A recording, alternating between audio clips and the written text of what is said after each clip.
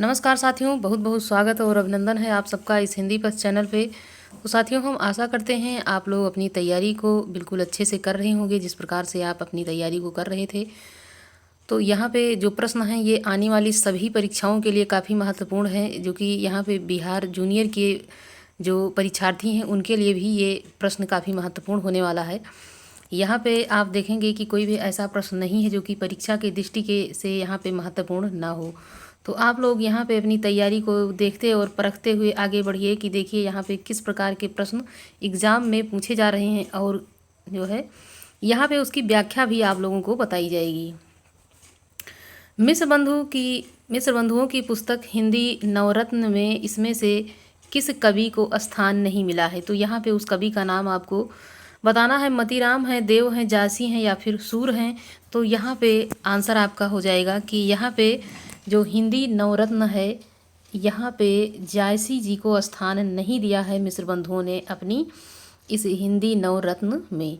तो इनकी जो पुस्तक है हिंदी नवरत्न, ये किसकी पुस्तक है? तो यहाँ पे मिश्र बंधुओं की ये पुस्तक हो जाती है, और स्थान नहीं दिया गया है किसको? तो यहाँ पे जायसी को स्थान नहीं मिला है। मिश्र बंधुओं की पुस्तक हिंदी नवरत्न में जायसी को स्थान नहीं मिला है और इनको शामिल नहीं किया गया है। और इसमें जो शामिल हैं वो हिंदी नवरत्न में ग्रंथ में वर्णित जो नवरत्न हैं ये कौन कौन हैं? तो यहाँ पे हैं तुलसी हैं, सूर हैं, देव हैं, बिहारी हैं, भूषण हैं, केशव हैं, मतीराम हैं, चंद्रवरदाई और हरिश्चंद्र जी को यहाँ पे शामिल किया गया है।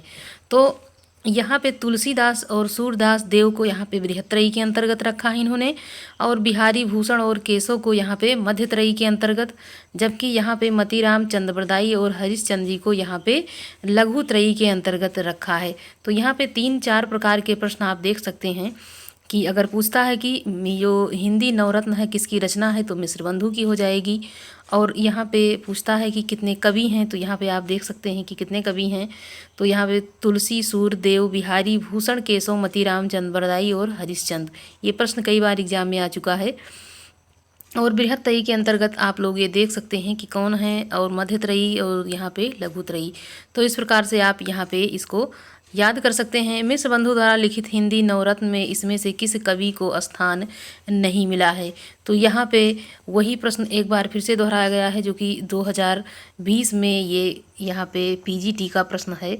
तो यहाँ पे मलिक मोहम्मद जायसी आपका आंसर हो जाएगा। आचार्य रामचंद्र शुक्ल ने प्रथम उत्थान का समय कब से कब तक माना है? मतलब इसका समय जो निर्धारण इन्होंने किया है, किसने? रामचंद्र शुक्ल ने। जो प्रथम उत्थान काल इन्होंने माना है वो यहाँ पे आपको बताना है। तो यहाँ पे आपका आंसर क्या होगा कि 1850 से 1885, 1857 से 1900, 1868 से 1993 और 1800 से 1850। तो यहाँ पे आपका आंसर होगा इसमें सी कि 1868 से लेकर के 1893 का जो समय काल है, इन्होंने इसको प्रथम उत्थान काल माना है। किसको? तो यहाँ पे हरिश्चंद्र नहीं, रामचंद्र शुक्ल ने यहाँ पे प्रथम उत्थान काल माना है। किसे? यहाँ पे हो जाएगा 1868 से 1893। हरिश्चंद्र को यहाँ पे जो मिश्र बंधु हैं उन्होंने किसके अंतर्गत रखा है? तो यहाँ पे लघुत्रयी के अंतर्गत उनको वहाँ पे रखा गया है। आगे यहाँ पे प्रश्न है कि प्रश्न ही यहाँ पे व्याख्या आप लोग देखेंगे कि आचार्य शुक्ल ने प्रथम उत्थान काल का जो समय निर्धारण किया है वो 1868 से 1893 विक्रम संवत, जबकि 1925 से 1950 तक का जो समय काल है ये द्वितीय उत्थान काल का नाम यहाँ पे इन्होंने दिया है। 1893 से 1918 ईस्वी और यहाँ पे विक्रम संवत, तो ये 1950 से 1975 तक यहाँ पे तय किया है। किसने? शुक्ल जी ने यहाँ पे तय किया है। तो इन्होंने इसको 3 खंड में बांटा है, प्रथम उत्थान काल, द्वितीय उत्थान काल, और यहाँ पे जो ये इनका यहाँ पे 1893 ये जो उनका उत्थान काल है ये विक्रम संवत, ये यहाँ तक का इन्होंने इसका निर्धारण किया है। भारतेंदु हरिश्चंद्र का प्रभाव भाषा साहित्य दोनों पर बहुत गहरा पड़ा है। उन्होंने जिस प्रकार गद्य को परिमार्जित करके उन्हें बहुत ही सरल, मधुर और स्वच्छ रूप दिया है, उसी प्रकार हिंदी साहित्य को भी नए मार्ग पर लाकर खड़ा कर दिया है। उनके भाषा संस्कार की महत्ता को सब लोगों ने मुक्त कंठ से स्वीकार किया है। वे वर्तमान हिंदी गद्य के प्रवर्तक माने जाते हैं। तो यहाँ पे भारतेंदु हरिश्चंद्र की बात यहाँ पे शुक्ल जी ने की है, और वहाँ पे मिश्र बंधुओं ने भी इनको अपने जो है जो इनकी नवरत्न है, हिंदी नवरत्न जो इनका ग्रंथ है उसमें इनको स्थान दिया है। किसको? भारतेंदु हरिश्चंद्र जी को। और इनको लघुत्रयी के अंतर्गत भी इन्होंने रखा है। आचार्य रामचंद्र शुक्ल ने हिंदी साहित्य का इतिहास के आधुनिक गद्य साहित्य परंपरा का प्रवर्तन के अंतर्गत प्रथम उत्थान की कालावधि निर्धारित की है। यहाँ पे आप बताएंगे कि उसका जो समय काल है क्या है।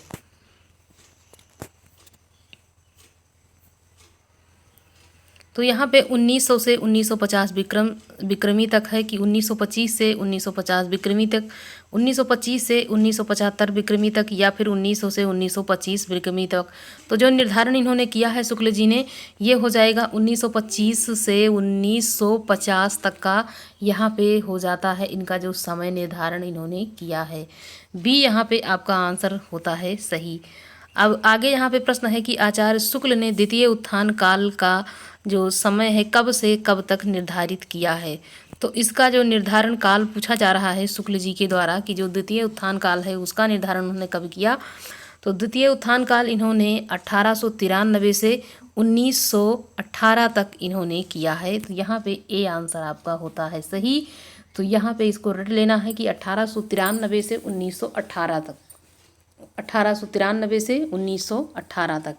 तो इस प्रकार से साथियों ये प्रश्नों को कई बार दोहराते हुए अगर हम एक ही तरह के प्रश्न कई बार पढ़ते हैं तो हमारा जो प्रश्न है वो बिल्कुल ही अच्छे से तैयार हो जाता है और हमें कोई भी कन्फ्यूजन नहीं रहता है।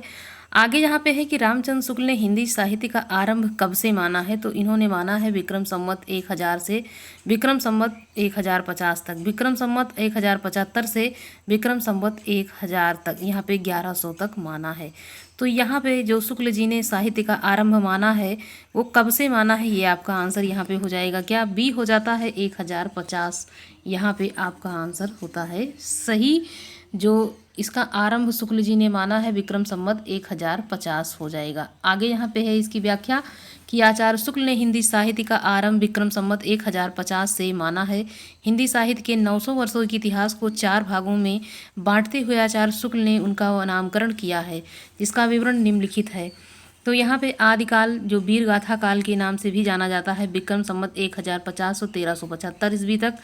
पूर्व मध्यकाल भक्ति काल है ये विक्रम संवत 1375 से 1700 विक्रमी संवत तक। उत्तर मध्यकाल रीतकाल जो कहा जाता है ये विक्रम संवत 1700 से 1900 विक्रम संवत तक। आधुनिक काल गद्यकाल ये जो है विक्रम संवत 1900 से 1984 विक्रम संवत हो जाएगा।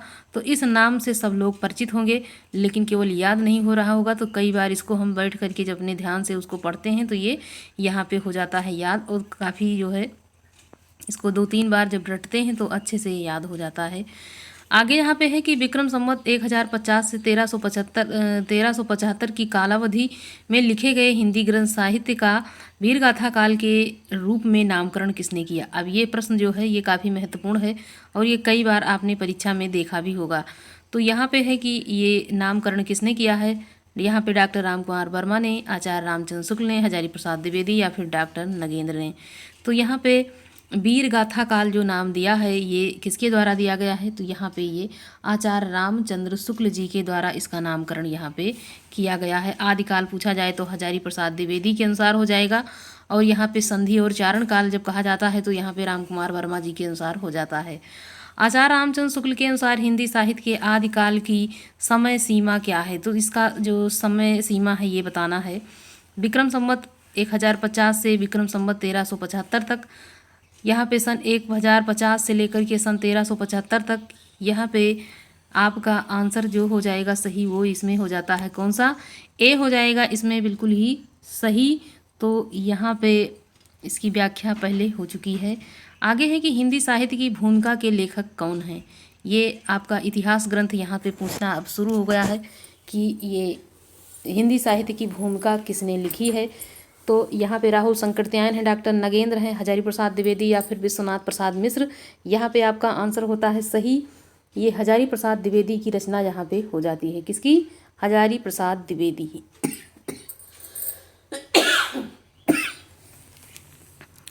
आगे यहाँ पे है प्रश्न जो कि यहाँ पे मिलान करना है, यहाँ पे व्याख्या भी दी हुई है। हिंदी साहित्य की भूमिका आचार्य हजारी प्रसाद द्विवेदी द्वारा रचित साहित्य इतिहास ग्रंथ है। इसमें हिंदी साहित्य का आदिकाल तथा हिंदी साहित्य का उद्भव और विकास नामक साहित्य इतिहास ग्रंथ भी लिखा गया है। आगे यहाँ पे है जो कि मिलान करना है, सुमेलित करना है एक दूसरे से, जो कि इतिहास ग्रंथ के रूप में यहाँ पे दिया हुआ है। तो साहित्य दर्शन जो है ये किसकी रचना हो जाएगी? भाषा काव्य संग्रह, उसके बाद हिंदी भाषा और साहित्य, हिंदी भाषा और साहित्य, तो ये जो रचना है ये यहाँ पे किसकी होगी?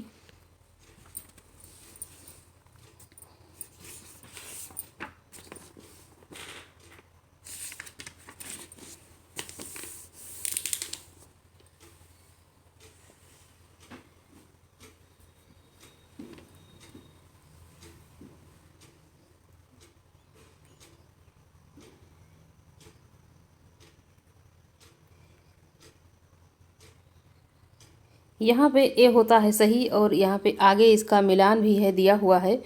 तो इसको यहाँ पे देखते हैं कि साहित्य इतिहास दर्शन जो है ये नलिन बिलोचन शर्मा जी का हो जाता है। भाषा काव्य संग्रह यहाँ पे महेश दत्त शुक्ल का हो जाएगा, जबकि हिंदी भाषा और साहित्य श्याम सुंदर दास की रचना, और हिंदी भाषा और साहित्य का विकास ये हरिऔध जी का ग्रंथ यहाँ पे हो जाता है। कौन सा? हिंदी भाषा और साहित्य का विकास हरिऔध जी का ग्रंथ यहाँ पे हो जाएगा। हिंदी साहित्य और संवेदना का विकास किसकी रचना है? तो ये डॉक्टर राम स्वरूप चतुर्वेदी हैं, डॉक्टर राम श्याम सुंदर दास, डॉक्टर नगेंद्र या फिर राम विलास शर्मा। तो यहाँ पे आपका जो आंसर होता है सही, इसमें डॉक्टर राम स्वरूप चतुर्वेदी की रचना हो जाएगी, हिंदी साहित्य और संवेदना का विकास। आगे यहाँ पे प्रश्न है कि